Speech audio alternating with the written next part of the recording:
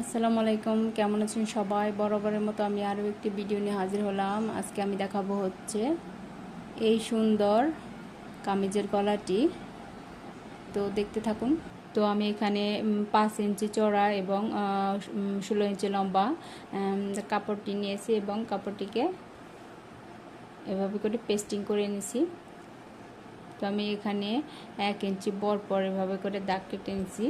এখন আমি এটিকে এভাবে করে সেলাই করে নেব।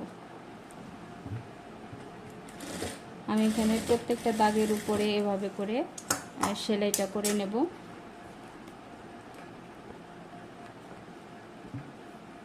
পেস্টিংটা দিলে ডিজাইনটা অনেক বেশি সুন্দরভাবে করা যায়। তো এরকম করে আমি প্রত্যেকটা জয়েন দিয়ে নেব। এই তো আমার সেলাই করা শেষ। প্রত্যেকটা আমি এভাবে করে সেলাই করে নিছি। আমি এখান দিয়ে লেস অ্যাটাচ করব। তো তার জন্য আমি এরকম লেস নিছি।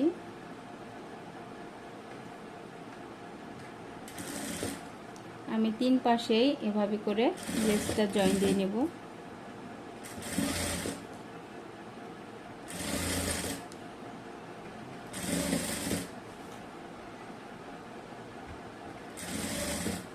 এবার আমি এটাকে এভাবে করে উল্টিয়ে একটা চাপ সেলাই দিয়ে নেব।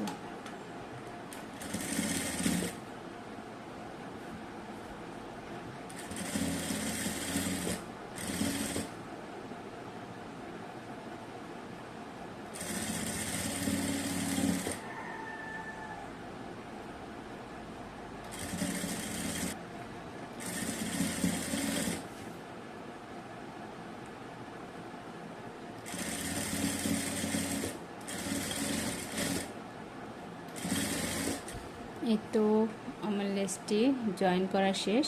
আমি এখানে আরও একটু পুরো কাপড় নিয়েছি। এখন আমি এখানে একটি ত্রিভুজ শেপ জয়েন করব। এটির চওড়া হচ্ছে 2.5 ইঞ্চি, পাশও হচ্ছে 2.5 ইঞ্চি। ঠিক আমি এভাবে করে কোণাকুনি করে একটা ভাঁজ দেব, পরে এভাবে করে আরেকটি ভাঁজ দেব, তারপর হচ্ছে এভাবে করে আরেকটি ভাঁজ দেব। আমি এটাকে এভাবে করে বসিয়ে জয়েন করে নেব।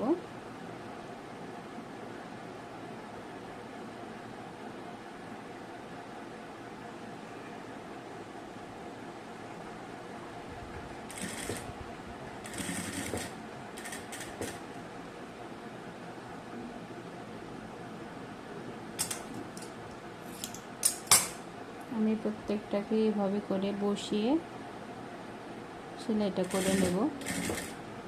এটাকে ঠিক একই সিস্টেমে এভাবে করে আমি সেলাইটা করে নেব।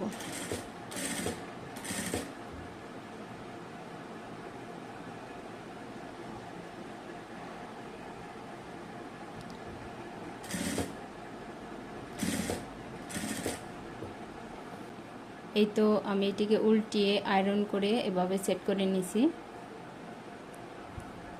এবার আমি এটার মিডল বরাবর রেখে আমি এটাকে সেলাই করে আটকে নেব।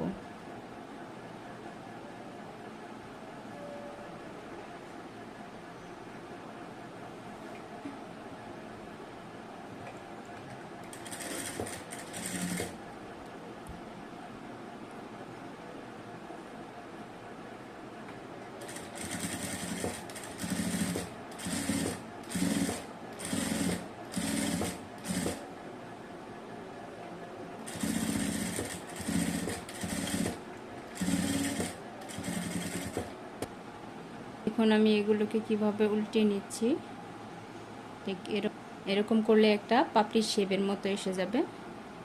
এটাকে ঠিক এভাবে করে উল্টিয়ে এভাবে করে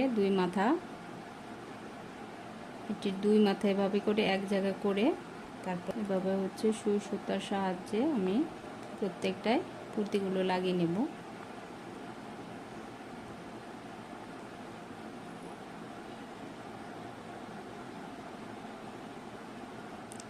এই তো তৈরি হয়ে গেল আমার খুব সুন্দর একটি গলার ডিজাইন।